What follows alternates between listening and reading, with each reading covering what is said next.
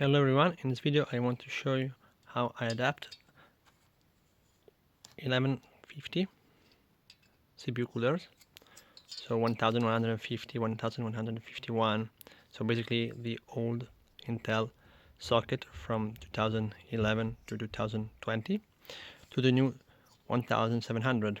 So the first thing I can do here is that I cut off those two plastic tips, and then so with this I am filing the sides of the plastic here to make so that the plastic tabs can move a little bit further on the sides of those two sides. Okay, so these ones will move further away on the sides, and on the other side I will have to also use a file now for metal, and I will have to enlarge here to get like a little bit larger hole on this metal part and create basically another, like, yeah, get a further hole also down there. So I will show you after this is done. See how it looks.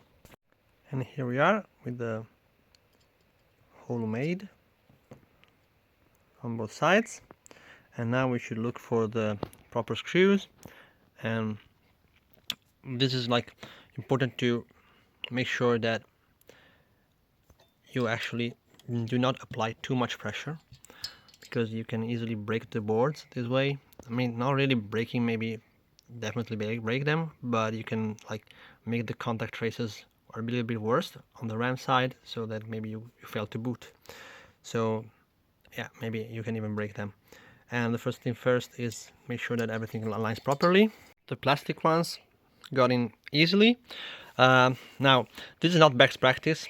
You should not like lock those before actually applying a little bit of pressure on this side, because this way you're pulling the thermal paste on one side. But since this is a very low power CPU, I'm not sure this is gonna make any difference. And also, I mean, the plastic, those plastic things are not applying that much pressure anyway. So that's not the best thing to do, but since we're doing a junky mode anyway, this is gonna be like less of a concern. So after a quick search, not really quick, but some trial and errors, and going through my spare parts, I ended up with this combination of like nuts and screw and washers, a metal washer on top, then the plastic washer on the bottom, and then the nut here. And I'm gonna use a screwdriver, and I will have to hold the nut from the back to actually apply some pressure.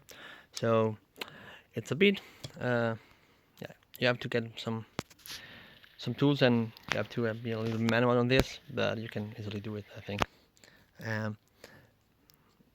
Of course, the best practice is to apply evenly the pressure. So you first screw and like thread the bolt from the back with your hands and get a little bit of pressure, and then you start using the other tools to actually tighten everything. And this should work just fine. I mean, I can see from here that the pressure is getting even. We'll see the end result with the temperature then. Test Cinebench R23 multi-core. Here we have the system built, one fan on top, our modified fan here. I have a keyboard up there, so let's leave some room. The VRM is exposed on this motherboard. It's a very cheap ASRock one. And let's check the temperatures. So we are now at 42 degrees with a high of 58. Power is in the 60s, 70 watts, 67, and the score should be around 12,400, exactly as the CPU name implies for some reason. Yeah, so as you can see, we are sitting pretty comfortable above 50, below 60. with idle temperature was 34 degrees. So the cooler is working wonders. I think it's even better than a stock cooler, than the stock Alder Lake Intel cooler for some reason. Maybe it's more mass, I don't know. Yeah, a little bit less than 12,400 because we were fiddling around with stuff. And maybe it's a 65 watt enforced at the limit by the motherboard, even though I set it to 95.